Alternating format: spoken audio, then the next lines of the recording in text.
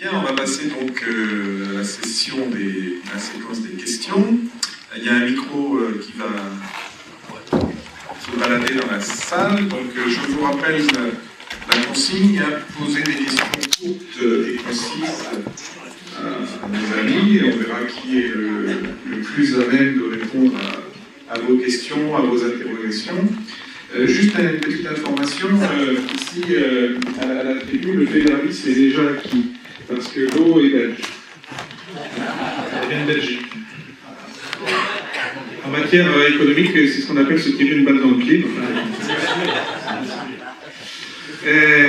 Une autre annonce, parmi les intervenants, il y a des contributeurs qui ont donc publié des livres, des ouvrages, dont moi-même, et tout ça se trouve, se trouvera de toute façon sur une table en vente dans le hall d'entrée. Voilà, maintenant, allons-y. Qui veut lancer la première question là? Oui. Bonjour, Jean-Jacques Valli de l'ANSP. On parle toujours de la République unie indivisible, et donc pourtant il y a des statuts particuliers. Monsieur qui vient de Metz, il y a un statut particulier pour l'Alsace et la Lorraine, avec que ce soit au niveau fiscal, puisque il y a et puis au niveau de la sécurité sociale. Donc quand on nous dit que c'est pas possible de faire une régionalisation digne de ce nom, avec un statut particulier, un statut régional pour la Bretagne, il y a déjà une amorce qui a été faite sur la Corse. J'attendais de dire, pour illustrer l'expérience de la Corse, on a décidé de faire une régionalisation et puis on choisit la Corse. Alors, avec tout le respect, je dois pas un Corse, hein. Mais je pense que c'était le mauvais exemple, quoi.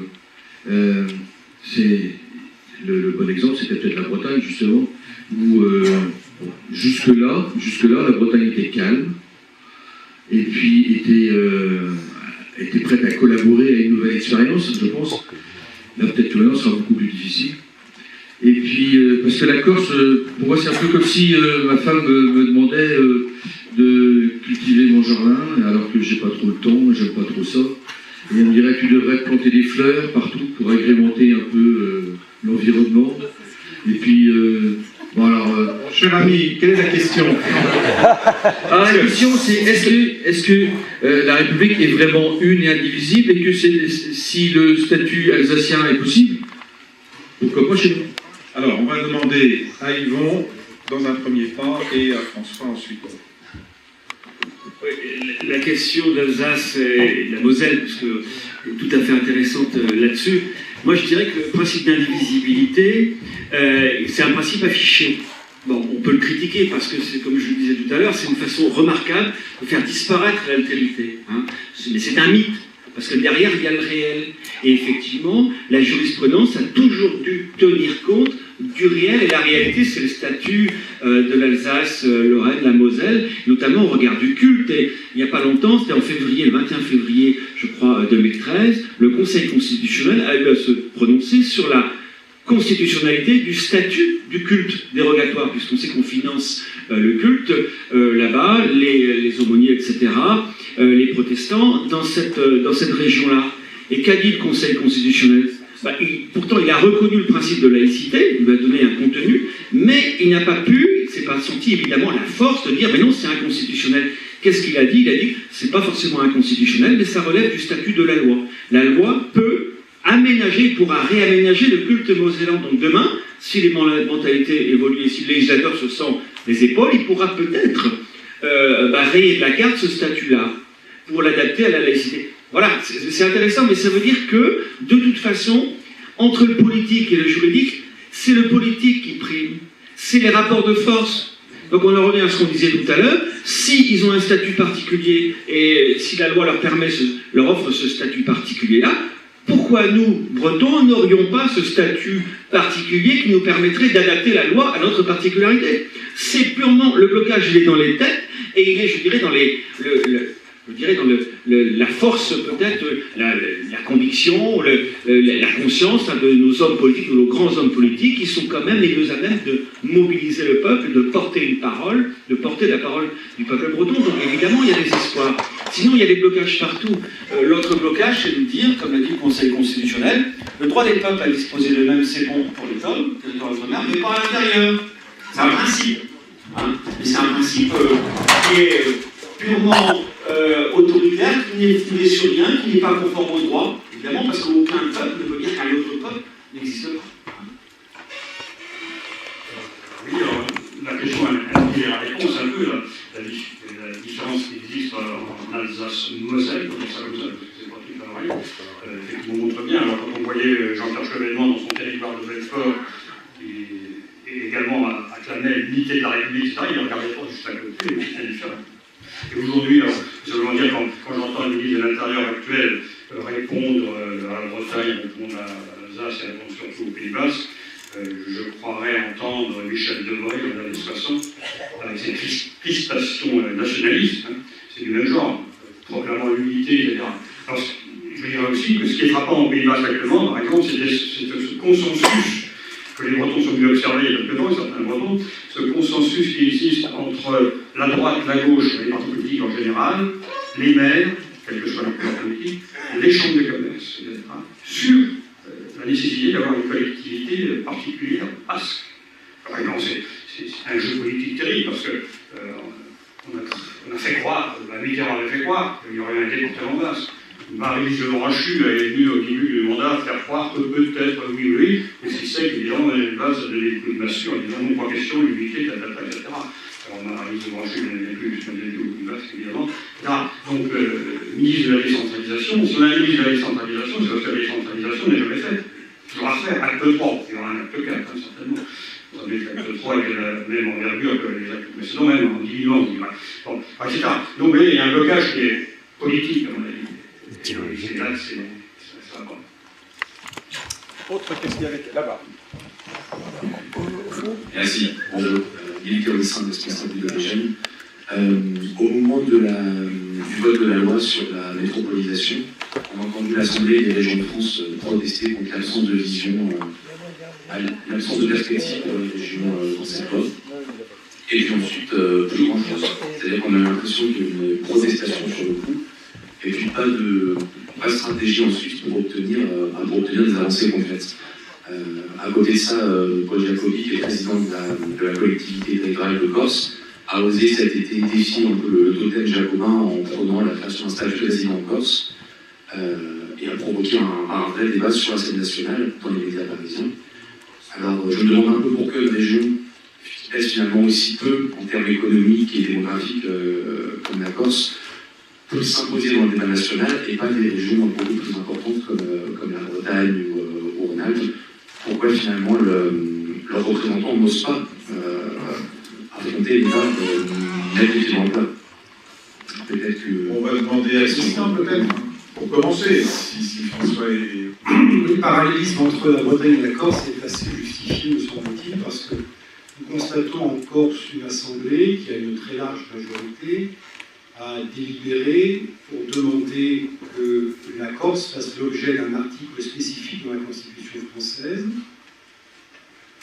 Résultat, les négociations, le gouvernement n'a pas dit qu'il allait répondre favorablement à cette demande, et résultat, les négociations officielles vont commencer la semaine prochaine, dans quelques jours, entre le gouvernement et l'Assemblée territoriale de Corse et son exécutif, qui est effectivement présidé par Paul Jacobi, radical de gauche, soit dit en passant.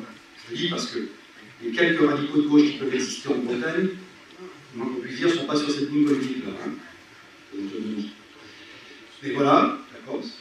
En Bretagne, 21 mars 2013, le Conseil régional de Bretagne délibère, lui aussi par une très large majorité, il vote une contribution, sa contribution au débat national sur la décentralisation, démarche unique en France. C'était il y a 8 mois. Nous attendons toujours une réponse du gouvernement à cette délibération.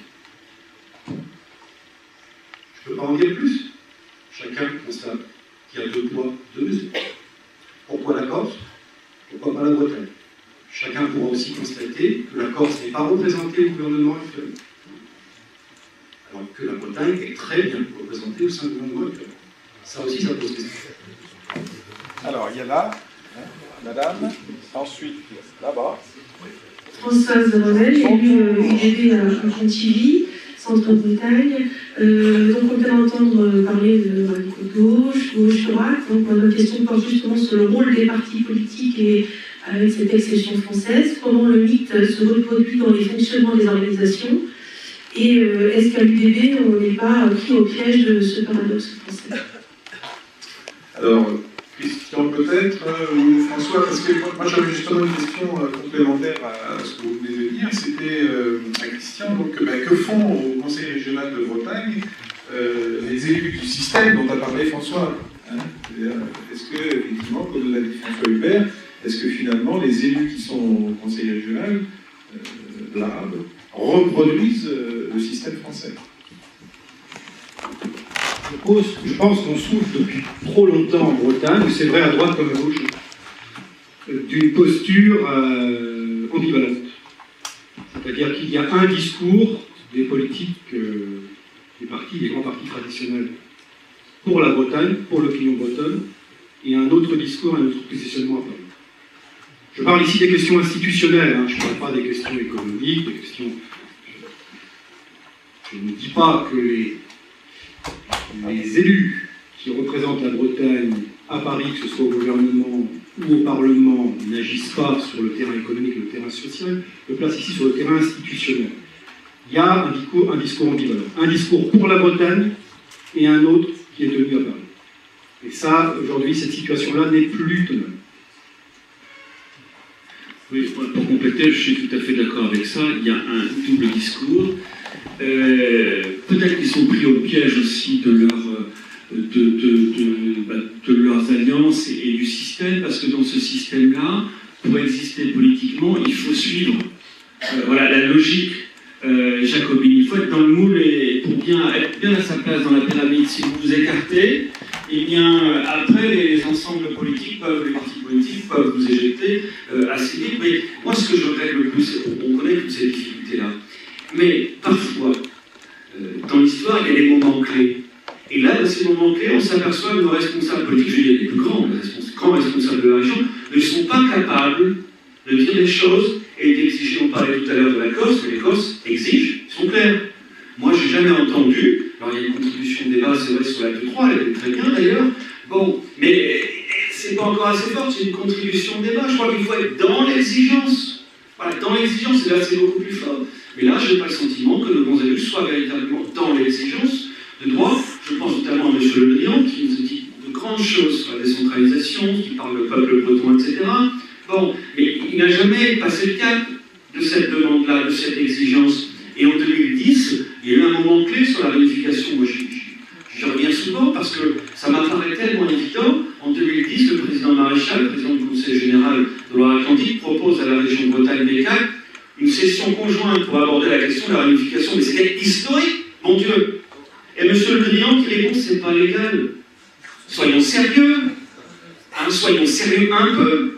Ça veut dire qu'on n'a pas la conviction, il n'y a pas eu la force de conviction de passer le cap et de défendre les intérêts des Bretons, c'est tout. Pour moi, je dis clairement, M. Le Drian devrait se représenter à Paris. Enfin, voilà, parce que c'est un Parisien.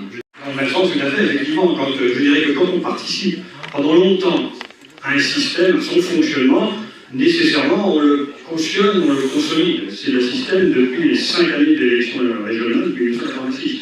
Donc, la région telle qu'elle est là, on dirait qu'elle satisfait, on a ce qu'elle a dit aussi, les régions ne sont pas si combatives.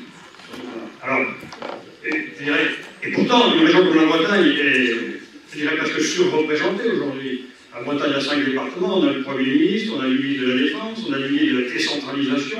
Je disais récemment que le maire de Quimper est bras droit quasiment de Hollande, et sur tout ça. Alors ce qui va être terrible, c'est que quand ils vont quitter, ça va arriver, et clairement, ils vont revenir en Bretagne avec quoi? De nouveau, pour les régions, j'ai pas les choses, hein. Rien. Bien sûr la réunification, bien sûr les nouveaux pouvoirs, bien sûr les nouvelles compétences, bien sûr les moyens. C'est terrible. Monsieur.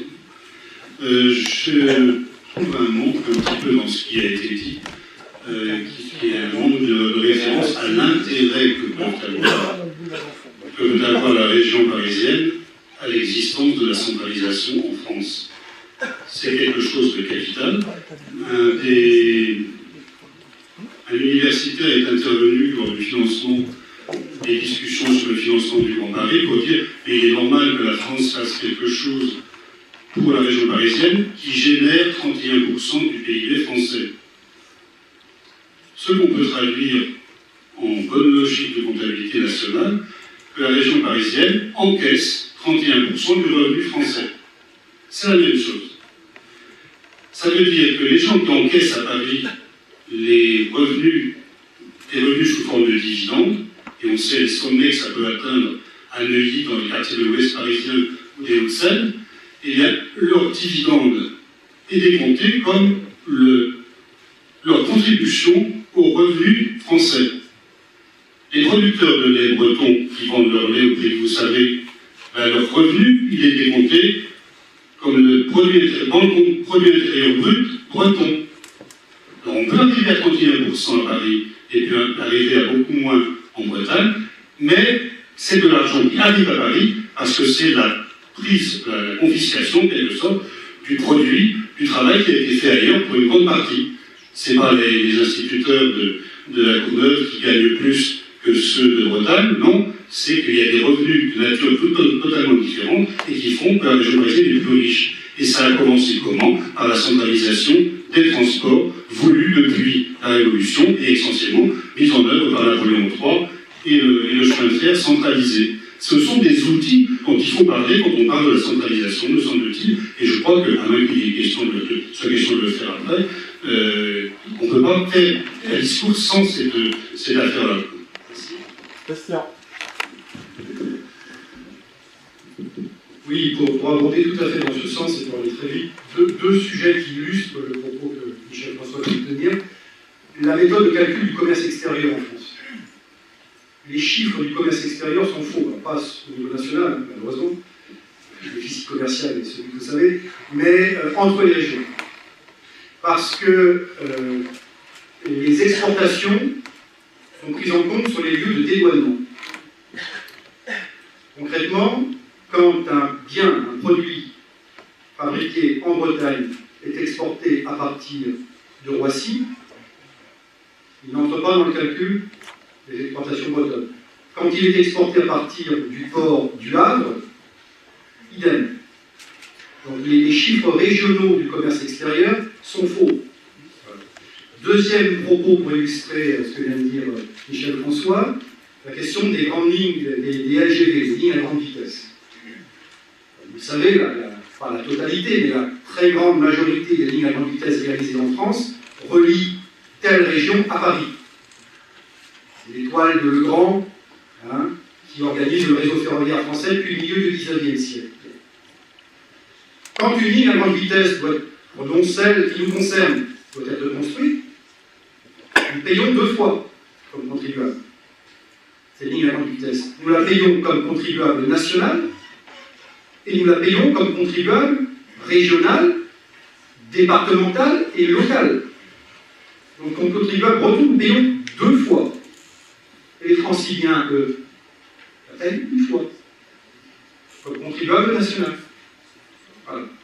Donc il nous faut nous payer deux fois pour aller plus vite à Paris, par le train, et au-delà, Paris, parce qu'il n'y a pas que la question de la liaison avec Paris, au travers Paris, il s'agit aussi d'aller plus vite vers le centre de l'Europe, mais on paye deux fois, alors que le francilien, lui, n'aura payé qu'une fois pour venir plus vite au week-end à Saint-Malo ou à la Baule. C'est ça la réalité de la France. Et vous ne verrez aucun journaliste de la presse parisienne qui s'exprime rudement sur les événements bretons depuis quelques semaines, aucun porter le débat sur ce sujet-là, parce qu'ils n'en ont même pas conscience. C'est tellement normal et naturel pour eux que ce soit comme ça. Alors, notre ami porteur du micro, voilà, c'est là. Oui, moi, je voulais poser une question à notre ami qui vient du Canada. J'ai, depuis plusieurs années, regretté que, en Bretagne, mais aussi pour d'autres peuples minoritaires, on ne s'adaptait pas à la démarche de ce qu'on appelle les natives. Donc avec Yvon Olivier, on a déjà échangé là-dessus. Et je pense que l'urgence dans le rapport politique est de se référencer à ce qui s'est passé au Canada, mais aussi en Polynésie et autres nations minoritaires, cette notion de native. Pourquoi je dis ça? Parce que je pense que le problème est de monter au niveau de la revendication d'un peuple minoritaire. Franchement, depuis 20 ans, j'ai un peu changé d'idée. Je pensais la République pouvait s'adapter à ces régions culturelles. Et je crois que maintenant, on est passé dans une autre dimension pour pouvoir vraiment capter une certaine autonomie. Je vais aller dans le sens de ce qu'a dit Christian tout à l'heure. C'est qu'à Nantes, il y a eu un débat sur l'avenir de la régionalisation de la culture, il y a un mois, où les intervenants, donc du ministère de la Culture, etc., ont parlé de la crise politique et que c'est les régions qui vont coordonner l'ensemble des cultures. Et dans les thèmes qui ont été évoqués, a été complètement évacué le problème des cultures minoritaires. Et donc, je pense que déjà, on est dans une pratique, à cause d'une rationalité financière, à l'élimination de tout ce qui est à la marge, et non reconnu dans le droit. Et je pense que pour ça, il est important de se situer dans cette notion de native, non pas pour parler uniquement de la Bretagne, mais pour parler globalement de cette décentralisation qui doit se reposer sur le cycle régional, c'est-à-dire le régionalisme plutôt, c'est-à-dire de bien prendre en compte le problème basque, le problème alsacien, le problème breton, etc. Et en même temps, ce n'est pas une vue, je dirais, privée, enfin appropriée par la Bretagne, c'est aussi être solidaire de ce qui se passe aussi pour les dom-toms. Christian l'a évoqué par rapport aux statistiques, la situation dans les dom-toms est dramatique et il faut une solidarité de la métropole vis-à-vis des territoires qu'elle lâche de plus en plus. Alors, on va demander d'abord à François, puisqu'effectivement, après 30 ans au Canada, il a quelques souvenirs d'expérience, des retours d'expérience. Mais alors, simplement pour dire que oui, vous avez raison, au Canada, on a, il y a une dizaine d'années, je crois, créé un territoire pour les Inuits du Nord, le Nunavut, je confonds tout, et le Québec lui-même a créé le Nunavik, ou inversement, je confonds toujours le Nunavut créé par l'État fédéral, et le Nunavik, je crois, créé par l'État québécois. Voilà. Okay. Donc, pour adapter et donner le pouvoir de décider sur leur territoire à ces peuples-là, qui évidemment ne vivent absolument pas comme le reste du pays, et ont des choses différentes à faire valoir. Voilà. Alors, mais c'est la même chose. Alors, une dernière chose générale, c'est que par rapport à la France, tous les pays limitrophes ont évolué sur le plan de la réorganisation territoriale, et le Canada aussi. Par exemple, la Grande-Bretagne avec l'Écosse et le Pays de Galles, la Belgique avec la Wallonie, l'Espagne évidemment, l'Allemagne depuis toujours, presque, la guerre, etc. Donc, il y a la France qui reste crispée sur son unicité, etc. Et alors, il faut dire, quand on parle du Pays Basque, etc., il ne s'agit pas nécessairement de faire une région du Pays Basque, mais on peut aussi, comme d'autres le font, à l'intérieur d'une région, faire d'autres entités différentes. Je prends l'exemple de la Catalogne et du Val d'Aran. Le Val d'Aran est en Catalogne, mais le Val d'Aran a sa propre gouvernance, parce qu'ils sont différents, ils ont une langue, ils ont des... Donc, à l'intérieur même d'une région forte, qui est devenue la Catalogne a donné de l'autonomie. Voilà. C'est comme si l'Aquitaine, région forte, donnait une autonomie particulière au Pays Basque français. Tout ça est possible en Europe, donc en France. Arrêtez. Peut-être pour revenir sur ce sujet, Alain, qu'on a déjà abordé, c'est vrai que cette notion native de peuple aborigène, peuple premier, il y a une convention de New York qui reconnaît des droits, enfin le principe, hein, mais on ne peut pas aller devant une juridiction, exiger de l'État la reconnaissance de ce fait-là et d'obtenir quelque part, par la contrainte juridique, la mise en œuvre de nos droits. Donc ça pose des questions. Par contre, sur le plan de la mobilisation politique, là ça a du sens. Je crois qu'il ne tient qu'à nous de nous penser en tant que peuple. Ça c'est fondamental. Si nous continuons à nous penser en tant que région, une région, c'est une création de Paris, la région. C'est la région P4. nationale. Mais si nous pensons en tant que peuple, on change radicalement de dimension et nous posons la question à l'État français du respect de l'altérité. Voilà, de notre altérité. Et on sait qu'une société humaine, pour permettre aux hommes de vivre ensemble, il faut de l'identique, donc c'est la citoyenneté, il faut reconnaître que nous sommes tous citoyens, mais nous avons aussi notre part d'altérité qui exige une certaine forme de reconnaissance. Et là, nous avons un droit équilibré, adapté aux hommes, ce que réalise ou ce que fait le moins mal le système fédéral. Donc effectivement, cette notion de peuple, nous sommes un peuple, de pouvoir le dire, mobiliser autour de cette notion-là, ça me paraît important, même au niveau politique, parce qu'il faut sortir la tête de l'eau. Je veux dire, le véritable problème, il est en nous. Le diable, il est en nous. Bien sûr, il est dans la tête de nos politiques, mais il est en nous. Si on n'est pas capable aussi de dire, de porter ce message qui est clair, qui est un message de réalité, le peuple breton existe, c'est un peuple qui n'a pas de droit, qui n'est pas reconnu. Voilà, mais nous sommes là. Ça paraît important. Par contre, le droit international là-dessus, il est quand même ambivalent. Il y a beaucoup de belles déclarations, mais dont nous ne pouvons pas nous saisir juridiquement, judiciairement. Hein. Le droit des minorités, on connaît, mais ce n'est pas pour nous, parce que l'État français n'a jamais ratifié la Convention, où on ne peut pas aller devant un tribunal, parce que ce sont des proclamations de droit général. Le droit européen, hélas, non plus, nous ne pouvons pas compter sur lui. Quand on saisit la Commission dit que le droit des minorités, ça relève de la compétence des États. Ce n'est pas une compétence communautaire. Donc c'est à l'État français de protéger ces minorités. Donc on n'en sort pas. Alors bon, il y a tellement des avancées politiques, le Parlement européen a fait de belles choses récemment, mais encore une fois, on n'a pas les droits. Moi je crois vraiment que le diable est en nous, c'est à nous de nous positionner en tant que peuple. Voilà, et c'est pour ça qu'il faut nous retourner déjà contre nous-mêmes, et cette fois-ci dans le bon sens, être dans l'exigence de droit, et après, peut-être que le droit, finalement, finira par suivre. Mais on n'est pas encore tout à fait à ce niveau-là encore de prise de conscience. C'est pour ça que ça me paraît important de continuer dans cette voie. Merci Yvon. Alors, comme de retour, je rappelle, il y a ici, puis après là, il y en a 5 ou 6. Donc là, c'est 27e là. Des questions courtes et concises. Oui, je vais faire vite. Éric Gaumelin, conseiller régional. Et en commençant par rappeler d'ailleurs qu'il y a un journal qui s'appelle Le Peuple Breton, et que le premier article de la charte du DB, c'est Réunir les Bretons et Réunir la Bretagne, que concerne l'existence d'un peuple singulier qui s'appelle le peuple breton. Voilà. Cela étant, je voudrais faire le lien entre décentralisation et libéralisme. La recentralisation qu'on a vécue, c'est une question, une interrogation, une question personnelle, que je l'adresse donc à l'individu en même temps. Sarkozy recentralise. Est-ce que vous ne pensez pas que s'il recentralisait, c'était dans son esprit, non pas parce qu'il avait eu une vocation de centralisateur, mais parce que pour lui, les forces économiques qui le soutiennent, c'était la meilleure réponse à la crise.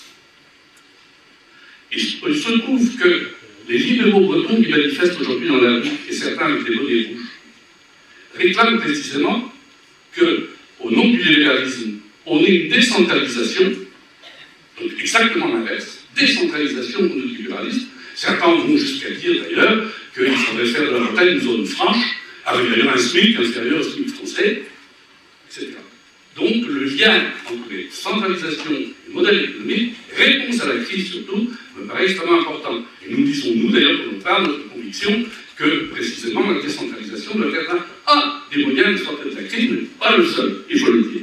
Et d'autre part, tout lié à la même question, c'est la métropolisation.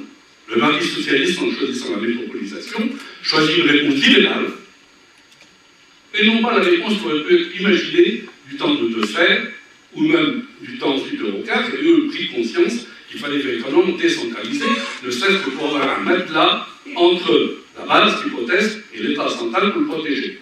Il y avait ça aussi dans l'esprit de décentralisateur de l'époque. Enfin, je terminerai pour mettre un bémol quand même sur le jugement extrêmement sévère et critique que j'ai entendu sur ce qu'est la région Bretagne et son personnel, disons ses élus. Je crois qu'il y a une culture régionale, en B4, en Bretagne et 4 départements, une culture régionale qui s'instaurait et qui se traduit de la façon suivante, à savoir que B4 a la vocation de s'occuper de tout ce qui est breton, et pas simplement de ce qui est donc des compétences obligatoires, ni des compétences facultatives. Les questions pour en dire un mot, parce que ça impacte directement les notions de budget. Qu'est-ce qu'on va faire avec le budget qu'on a? Est-ce que nous conserverons cette vocation généraliste qui est bien ancrée en Bretagne, il faut le dire? Et enfin, dernier bémol, s'il est vrai que l'intérêt pour les régions a diminué, il se trouve quand même que les derniers sondages que nous avons eus montrent que lorsqu'on interroge les citoyens, c'est vrai que la commune et la région sont les deux collectivités qui reçoivent de loin l'assentiment le plus fort de la population. Et cela, je plaisir à saluer donc un ancien élève étudiant de Fripono, c'était à l'époque. Juste un petit rappel concernant la métropolisation, donc ça sera abordé dans la table ronde de cet après-midi. Parce que comme il faut gérer le temps, ne nous dispersons pas. Qui veut répondre à ces demandes, à ces questions, des relations éventuelles entre décentralisation, libéralisme ou pas? Moi, je pense qu'aujourd'hui, il ne faut plus raisonner en termes de décentralisation pour la Bretagne. Ce que les Bretons doivent réclamer, ce n'est pas un véritable, vrai acte 3 de la décentralisation, c'est l'acte 1 de l'autonomie. Je crois qu'il faut changer de discours.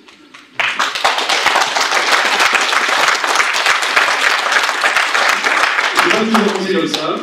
Je pensais longtemps qu'on pouvait concilier la démarche de décentralisation à la française et l'accession à une forme d'autonomie en Bretagne. Je ne le crois plus que ce soit conciliable. Parce que la décentralisation est pensée comme la gestion du système en place. C'est bien l'acte 1 d'autonomie qu'il faut aujourd'hui plaider pour la Bretagne. Et je ne voudrais pas anticiper sur ce que dira la porte-parole de l'UDD en fin de journée, mais je crois que la Bretagne est aujourd'hui à la croisée des chemins. Nous vivons une séquence qui peut historiquement être très importante. C'est celle de la construction du pacte d'avenir pour la Bretagne. Soit ce pacte d'avenir est géré à la parisienne, avec quelques mesures qui peuvent avoir leur importance et leur intérêt face à la situation d'urgence dans laquelle se trouvent plusieurs milliers de personnes et leurs familles, soit on a une approche vraiment territoriale, on prend en compte, le gouvernement prend en compte la réalité territoriale de la Bretagne, qui est une réalité à la fois géographique, territoire périphérique, péninsulaire, à l'écart des grands bassins de consommation européens, des grands axes de communication européens, mais aussi territoire maritime, avec tout le potentiel que ça représente, et territoire qui a son identité collective propre. Et dans ce cas, le gouvernement doit inscrire dans le pacte d'avenir pour la Bretagne, ou en complément du pacte d'avenir pour la Bretagne, un volet institutionnel qui dote la Bretagne, on appelle ça comme on veut, statut particulier, droit à la différenciation juridique, voilà. Mais ça doit se concrétiser dans les mois qui viennent. Et il faut que les élus bretons de toute sensibilité et la population bretonne et tous les acteurs socio-économiques bretons pèsent ensemble et poussent ensemble dans ce sens-là. Oui, tout à fait, je rejoins tout à fait ce que tu viens de dire. Pour revenir à Nicolas Sarkozy, je crois, enfin on n'est pas dans sa tête bien évidemment, mais lui ce qu'il voyait dans le centralisme, c'est les leviers de pouvoir. La France est grande parce que moi, président de la République, je peux décider d'à peu près tout, sans trop de difficultés, sans contre-pouvoir. La puissance, pour la France, elle est plutôt de ce côté-là, hein, l'État fort. Je crois que Nicolas Sarkozy, c'était ça. La situation des régions, c'est pas vraiment ça qui importe. Par contre, ça j'y pense parce qu'il y avait une délégation de chefs d'entreprise et de Bretons qu'il avait rencontré il y a 2 ans, je crois, et c'était le sentiment qu'ils avaient eu en tout cas. Et les Bretons leur dit oui, mais regardez l'Allemagne, regardez la puissance, hein, la décentralisation à l'allemande, le fédéralisme, la puissance elle est là. Mais il y a 2 conceptions différentes de la puissance, soit eh bien, on a des institutions qui permettent aux gens de libérer leurs énergies, tout en respectant quand même un cadre unitaire, ou soit on est véritablement dans le cadre hyper-unitaire et on a du mal à libérer les énergies. Et pour ce qui vient d'être abordé aussi sur la notion de décentralisation, libéralisme, évidemment la question sociale est tout à fait importante, je crois aussi. Je crois qu'on est à un tournant de notre histoire où il faut tous se mobiliser ensemble.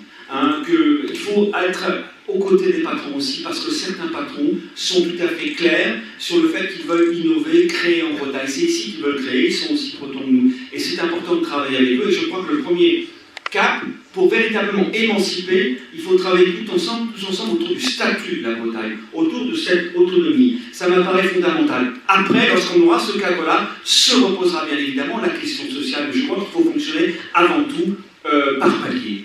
Travaillons tous ensemble pour obtenir ce cadre qui m'apparaît tout à fait fondamental, et ensuite, une fois que nous l'aurons, eh bien, je pense que la question sociale retrouvera toute son importance, et bien évidemment qu'elle se pose, et elle se posera.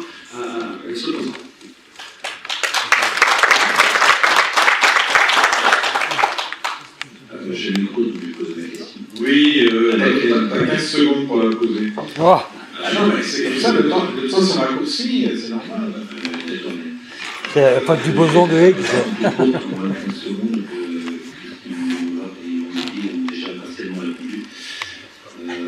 Oui, je pense qu'on est en train d'arriver à un point de rupture.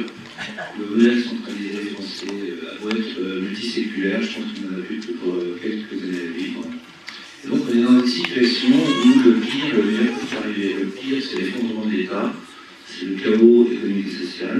Et le meilleur, c'est... alors, l'UDV justement propose un statut particulier qui est déjà assez bien élaboré. La question que se pose, c'est quelle est la stratégie pour mettre en place un tel statut, sachant que l'UDV est un parti en soi, mais est-ce qu'il peut sortir lui-même pour faire partager ce... Donc tu vas être le premier au moins à répondre. Je suis un des élus du DB, je suis la porte-parole de l'UDV. Mais il est clair que pour que l'autonomie, le projet d'autonomie pour la Bretagne devienne réalité, il faut instaurer un rapport de force. Et dans ce rapport de force, il faut que le camp favorable à l'autonomie soit le plus large possible. Je pense qu'il n'y a pas de contradiction de mon point de vue à faire en sorte que ce camp soit le plus large possible et à dire par ailleurs, ce qui est le discours, et ça ne surprendra personne, traditionnel de l'UDB, à savoir l'autonomie oui, mais l'autonomie est un instrument, un outil pour mettre en œuvre un projet de société. L'UDB a toujours dit, ce projet de société, par exemple, pour nous, ça ne consiste pas à instaurer un sous-SMIC en Bretagne, comme certains patrons le disent. Hein. Pas tous, hein, je suis d'accord. Hein. Bon, il n'y a pas les patrons en Bretagne, il y a des patrons. Mais certains patrons, je ne vais citer personne ici, mais il suffit de lire la presse, chacun aura compris de qui je parle, instaurer un sous-SMIC dérégulé en Bretagne, c'est une façon de penser. Nous disons, l'autonomie, ça doit être au contraire pour faire en sorte que le droit effectif à la formation soit réel pour tous. Et notamment pour les salariés des industries agroalimentaires, qui depuis des décennies n'y ont pas droit. Voilà. Donc oui à l'autonomie, il faut ce cadre pour agir, mais l'autonomie c'est un outil, un instrument pour mettre en œuvre un projet de société, et il y a plusieurs lectures de la société en Bretagne, ça c'est clair. Mais effectivement, je pense qu'aujourd'hui, pour que le projet de société, qui est celui du DB en l'occurrence, puisse être mis en œuvre, encore faut-il que le cadre soit là. Aujourd'hui, le cadre là. Oui, bonjour, Rosemary Rago de l'EI. Je voulais aborder la question de la souffrance psychique des Bretons. Excusez-moi de partir sur un côté un peu psychiatrique, mais on a une histoire extrêmement violente. On nous a interdit notre langue, les gens ont un rapport à leur culture qui est je t'aime moi non plus, quoi. Je suis breton, mais j'ai honte d'être breton parce qu'on a sans arrêt, on se renvoie sans arrêt avec des propos racistes. Si on insulte quelqu'un sous le terme noir, juif, ça monte tout de suite, toutes les associations montent au créneau. Par contre, si on insulte un breton, c'est normal, de toute façon, il n'existe pas. La France, c'est un pays qui s'est fait sur des crimes. Il y en a eu à toutes les époques. L'histoire des bonnets rouges nous rappelle cette répression extrêmement violente, ces actes de barbarie que les Français ont pu faire en Bretagne. Est-ce que cette espèce de consensus mou, cette incapacité qu'a notre classe politique à se positionner clairement, elle ne vient pas tout simplement du fait que les Bretons n'arrivent pas à passer au stade politique, c'est-à-dire qu'ils s'autorisent éventuellement à aller aux féchos, ils s'autorisent à s'affirmer comme Bretons quand le moment n'est pas trop difficile, mais ils ne s'autorisent pas à le dire franchement avec un bulletin de vote. Est-ce que c'est pas ça le problème? 2 siècles matraquage. Je vois que Yvon est particulièrement intéressé pour commencer à répondre. Je rappelle que nous sommes entrés dans le dernier quart d'heure. Assez d'accord avec vous, je crois que nous sommes un peuple qui s'est retourné contre lui-même. Un peuple qui s'est construit quelque part sur sa propre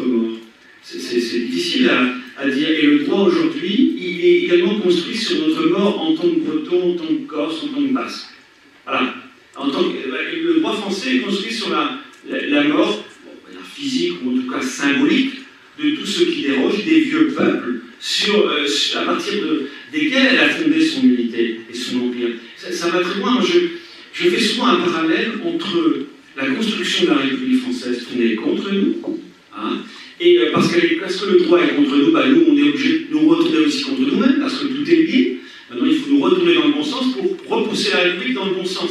Et je fais souvent un parallèle avec la Turquie. Ça va très loin. Mais la Turquie s'est construite comment? La République turque, les jeunes Turcs qui ont construit la République, ont construit leur empire sur la mort des chrétiens d'Orient. 30% de la population arménienne. Ah, et ça, c'est la République des jeunes Turcs qui étaient venus à Paris, d'ailleurs, au début du XXe siècle. Ils sont donc inspirés de Robespierre et consorts. Donc on peut construire une identité, une unité contre l'autre. On peut se construire contre soi-même aussi. Mais ça ne va pas très loin, et ça reste mortifère. Donc évidemment, on souffre, on peut dire beaucoup de choses. Maintenant, on ne va pas passer notre temps non plus à se s'auto-flageller. Maintenant, le temps est de construire, de dire les choses, de dire les mots, parce que c'est déjà beaucoup, et puis de faire en sorte que ça aille dans le bon sens. Mais ce que vous dites là, on peut tout à fait le dire, mais c'est dans le droit. Le principe d'unicité, il célèbre notre mort. Moi, je crois qu'il faut dire les choses, dire les mots, c'est déjà important, c'est une prise de conscience. Nous sommes un peuple, alors on a fait beaucoup de progrès, maintenant il faut arriver au stade politique. Voilà. Et bon, à nous encore de travailler en ce sens, peut-être que ce sont nos enfants qui récolteront tout ça. Ça prendra du temps. On a fait du chemin, on a encore beaucoup de chemin à accomplir. C'est une des rares fois dans ma vie où je rencontre un juriste qui est aussi psychologue. Comme quoi tout peut arriver. Où est-ce qu'on en est les questions? Là-bas, allez. Gaël Bélan, je suis le rédacteur en chef du peuple breton, justement le peuple breton. Moi, je vais peut-être en choquer quelques-uns, mais je pense que la France reconnaît le droit des peuples à disposer d'eux-mêmes. C'est le principe international sur lequel repose la revendication du délai. La petite astuce, c'est que le peuple breton, dans l'esprit français, n'existe pas. Il n'y a qu'un peuple, donc elle reconnaît le droit des peuples à disposer d'eux-mêmes, donc du peuple français à disposer d'eux-mêmes. Donc je pense que le combat politique, et ça va rejoindre la question que je vais poser, le combat politique, c'est déjà la reconnaissance du peuple breton du point de vue du droit. Parce que, effectivement, le droit est la transcription de la discussion politique. D'où l'importance des partis politiques. Voilà. La question que je veux poser, c'est sur la réunification, justement, parce que on assiste actuellement à un débat qui est administratif et qui, justement, peut accorder. Moi, par exemple, je pense tout à fait probable d'avoir un jour une autonomie sur une Bretagne croupion. Or là, encore une fois, on n'est plus sur une reconnaissance d'un peuple breton. Puisque si on parle de peuple, le peuple breton, il est à l'échelle de la Bretagne, non pas de la région de Bretagne. Donc moi, je mets en garde, justement, sur le régionalisme. Alors, évidemment, quand l'UDB en parle, c'est sur la base des 5 départements. Mais quand d'autres en parlent, et notamment Jacques Ossiette, qui est régionaliste, il le parle sur la base de l'administration actuelle. Et donc, on pourrait très bien imaginer aussi un fédéralisme sur la base des régions actuelles.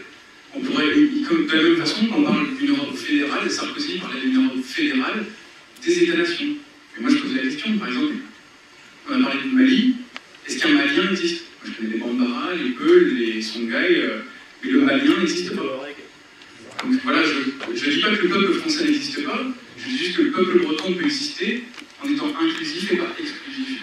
Voilà. Je pense qu'il faut transcrire ça en droit, pour pouvoir avancer et pouvoir redécouper les régions au préalable d'un statut particulier. Et c'est toute la difficulté du combat du TV de gagner la réunification dans un contexte complètement verrouillé par le haut. De la s'unir pour combattre tout ce dont on a parlé ce matin et pour obtenir les choses et sortir de cette situation qui est de quémander la décentralisation. Je rejoins ce qui a été dit avant, on ne peut plus commander, on est rendu au-delà. Mais Servan Schreiber en 1971 avait dit « L'État ne s'élaguera pas lui-même, il faut l'y contraindre ». On pourrait le dire aujourd'hui, mais il ne s'est rien passé comme contrainte suffisante entre 1971 et aujourd'hui pour aller dans le pouvoir régional. Alors, je reviens au découpage, je veux dire, le découpage des régions, si la Bretagne commence, et c'est la région peut-être sans doute la plus prête à commencer avec la réunification avec le Nord-Atlantique, par évidence, les Pays de la Loire doivent bouger, Poitou-Charentes aussi, Alors pourquoi il n'y aurait pas une espèce d'union des pays, des régions actuelles de l'Ouest pour faire évoluer ce découpage?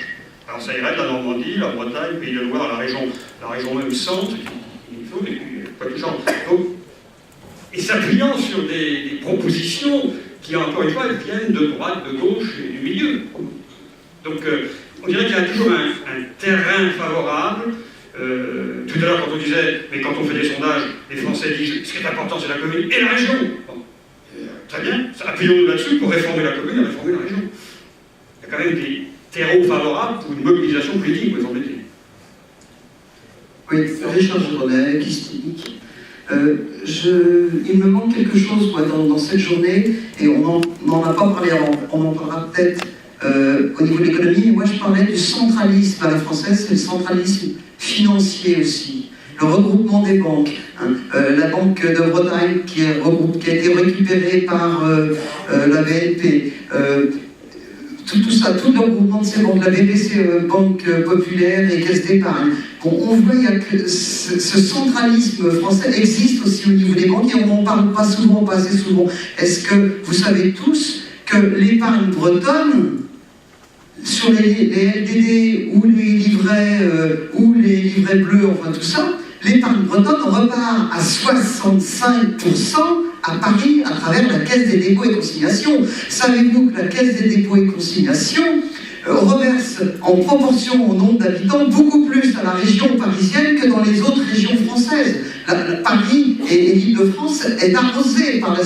Savez-vous que le Grand Paris va être financé grâce à ça, à la Caisse des dépôts? Et la Caisse des dépôts, c'est l'épargne des Bretons. Et l'épargne des Bretons, avec tout ce qui s'est fait à l'augmentation du livret A, qu'est-ce que ça fait? Ça fait que les gens ont mis plus d'argent sur leur livret A ou sur leur livret d'épargne, et cet argent ne reste pas en Bretagne, il ne sert pas à investir pour... Voilà, il va à Paris, et je voudrais qu'on en parle, voilà, c'est tout.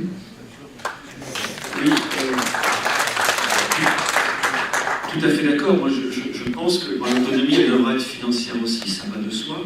Le système centralisateur tel qu'il fonctionne aujourd'hui, c'est un mécanisme général de spoliation financier, économique, social, à tous les niveaux. Je le pense vraiment. Hein. C'est un système de spoliation à tout niveau, culturel, identitaire. Donc il faut évidemment que l'on s'en sorte. Et la seule façon de s'en sortir, c'est de poser la question de l'autonomie. L'autonomie financière est importante. Moi, j'aimerais revenir aussi sur ce qu'a dit tout à l'heure Gaël Briand. C'est vrai que ça paraît important parce que à Bretagne Réunie, on se pose souvent cette question-là. Qu'est-ce qui est le plus important finalement? Travailler tous pour certaines formes d'autonomisation, mettre la question de la réunification avant tout. C'est toujours un peu le même débat. Est-ce qu'on va plus loin vers l'autonomie ou est-ce qu'on attend d'être réunifié avant d'exiger fortement cette autonomie-là? Moi, tout ce que je sais, c'est que le jour où la Bretagne sera réunifiée, je peux vous dire que la question de l'autonomie, elle va se poser et sérieusement. Parce que là, on aura les reins suffisamment solides pour aller dans cette direction-là. Et je peux vous dire qu'à Paris, on nous écoutera. Ça, j'en suis absolument sûr. Après, tout dépend aussi, bien sûr, le terrain est toujours favorable, c'est vrai, pour cette question-là, parce qu'on se rend tous compte qu'il y a un problème de découpage, que ça ne veut rien dire, que les institutions juridico-politiques sont inadaptées à la réalité humaine. C'est ça que ça veut dire. Ça, c'est l'héritage de l'histoire jacobin, on le sent tous, et pourtant, les responsables politiques qui sont au niveau aux commandes ne veulent strictement rien entendre. Donc le blocage, il est à ce niveau-là, au niveau de la pyramide, comme on disait. La base, elle est prête à bouger, malgré tous les discours légitimement sur le système que l'on entend en permanence, mais les responsables politiques sont toujours là. Alors, je ne veux pas faire de l'anti-responsable politique, moi j'ai beaucoup de respect pour ceux qui se mouillent, c'est pas facile non plus, mais il n'empêche qu'il y a des blocages qui sont particulièrement puissants, et nous aussi à Bretagne Réunie, on a des projets de découpage sur lesquels on a travaillé, qui ont été diffusés à beaucoup de gens, mais qu'en font les politiques, c'est la grande question. Merci. Oui, je sais, mais une dernière question. Attendez. Une dernière question, parce qu'il y a eu des propos qui ont été tenus sur le social, donc nous devons respecter les travailleurs du restaurant qui nous attendent. Donc c'est la dernière question. Bien. Valérie Orbon, prenez cours à bien une chose. Moi, bretonnant, je dis chaque jour que la plus belle construction d'un peuple, que la plus belle partie de son patrimoine, c'est sa langue. Et je me sens insécurisé par la phrase de M. Olivier, la langue n'est pas un patrimoine, mais un sujet de droit. Donc ils veulent bien me sécuriser. Je dis que ce n'est pas avec du patrimoine que l'on va sauver nos langues. Nous sommes, ce n'est pas la langue qui est sujet de droit, c'est nous, êtres humains, qui sommes des sujets de droit à exiger le respect des droits culturels. Hein. C'est ce que soutient. Bon, je vais peut-être formuler ça un petit peu rapidement, mais j'étais un peu pressé par le temps aussi. Donc voilà, soit on se pense comme patrimoine, maintenant les langues régionales appartiennent au patrimoine de la France, nous dit la Constitution. Bon, voilà, mais on demandait des droits à l'origine, on nous répond par du patrimoine. Nous sommes des êtres humains, sujets de droits culturels. Voilà ce qu'il faut dire. Donc, ne nous réduisons pas à un patrimoine, parce que le patrimoine, il appartient à qui? À Paris, à l'UNESCO, mais l'UNESCO a des moyens très limités. C'est pas avec la notion de patrimoine. Au contraire, c'est une notion qui a été mise en avant pour continuer dans la négation de nos droits. Voilà.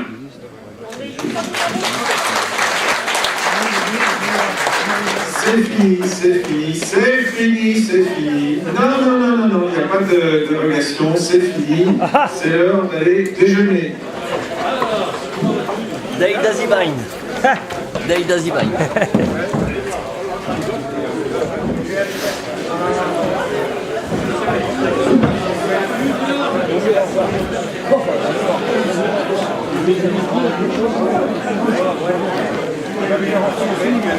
Voilà.